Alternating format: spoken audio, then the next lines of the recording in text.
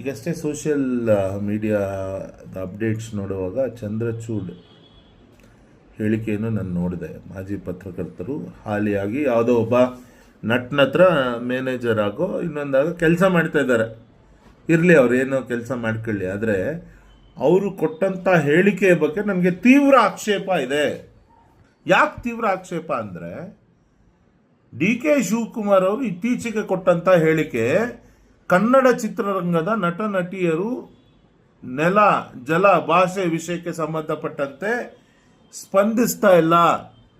ಚಲನಚಿತ್ರಕ್ಕೆ ಸಂಬಂಧಪಟ್ಟಂಥ ಒಂದಷ್ಟು ಕಾರ್ಯಕ್ರಮಗಳಿಗೂ ಇಲ್ಲಿಂದ ಬೆಳೆದವರೇ ಅಟೆಂಡ್ ಮಾಡ್ತಾ ಇಲ್ಲ. ಅವ್ರು ನೆಟ್ಟು ಬೋಲ್ಟು ಟೈಟ್ ಮಾಡೋದು ಹೆಂಗೆ ಅಂತ ನಮಗೆ ಗೊತ್ತಿದೆ ಅಂತ ಹೇಳಿದ್ರು.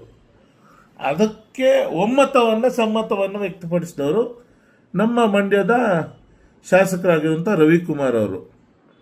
ರವಿಕುಮಾರ್ ಅವರನ್ನು ಏನು ಅವರು ಇಷ್ಟ ಬಂದಂಗೆ ಮಾತಾಡಿದ್ರು.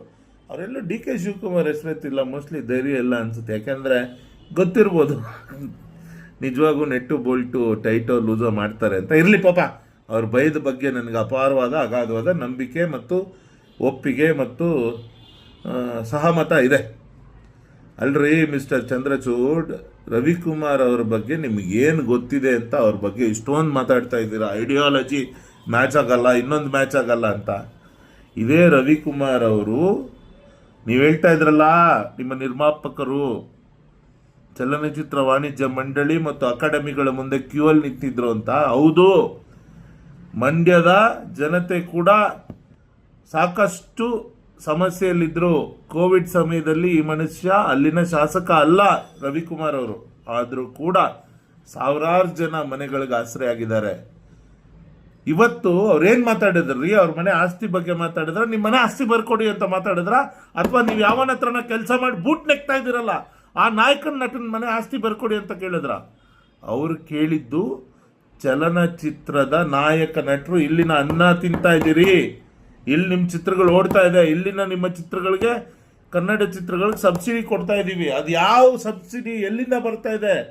ನಮ್ಮ ರಾಜ್ಯದ ಜನ ಕಟ್ತಾ ಇರುವಂಥ ತೆರಿಗೆಗಳಿಂದ ಬರ್ತಾ ಇದೆ. ಹಾಗಾಗಿ ನಿಮಗೂ ಕೂಡ ಇಟ್ಸ್ ಸೋಷಿಯಲ್ ರೆಸ್ಪಾನ್ಸಿಬಿಲಿಟಿ ಅಂತ ಅದನ್ನು ಎಚ್ಚರಿಸುವಂಥ ಒಂದು ಪ್ರಯತ್ನ ಮಾಡಿದ್ದಾರೆ. ಅದಕ್ಕೆ ನೀವು ಐಡಿಯಾಲಜಿ ಕಲ್ತ್ಕೊಳ್ಳಿ. ಇನ್ನೊಂದು ಏನು ಕಲಿಬೇಕು? ನೀವು ಕಲಿಬೇಕು, ಯಾವ ಮನೆಗೆ ಅನ್ನ ತಿಂತೀವೋ ಆ ಮನೆಗೆ ಋಣಿಯಾಗಿರೋದು ಕಲಿಬೇಕು.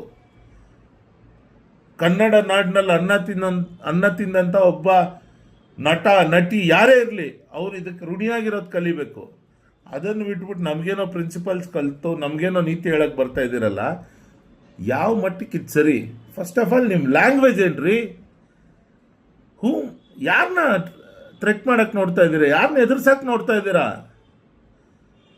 ನೆರೆ ತೆಲಂಗಾಣ ಆಂಧ್ರ ಪ್ರದೇಶಗಳಲ್ಲಿ ಚಿತ್ರ ನಟ ನಟಿಯರಿಗೆ ಏನೇನಾಯಿತು ಅಂತ ಗೊತ್ತಿದೆಯಾ ನಿಮಗೆ? ಯಾವ್ಯಾವ ಥರ ನಡ್ಸ್ಕೊಂಡಿದ್ದಾರೆ ಅಂತ ಗೊತ್ತಿದೆಯಾ? ಸೊ ಇವೆಲ್ಲ ತಿಳ್ಕೋಬೇಕು ಫಸ್ಟ್. ನೀವು ಮಾತಾಡೋದಲ್ಲ ಏನು ನಮಗೆ ಎಲ್ಲೋ ಕ್ಯಾಮ್ರಾ ಸಿಕ್ಬಿಟ್ಟಿದೆ ಅಂತ ಇಷ್ಟುದ್ದ ಇಷ್ಟಾಗಲ್ಲ.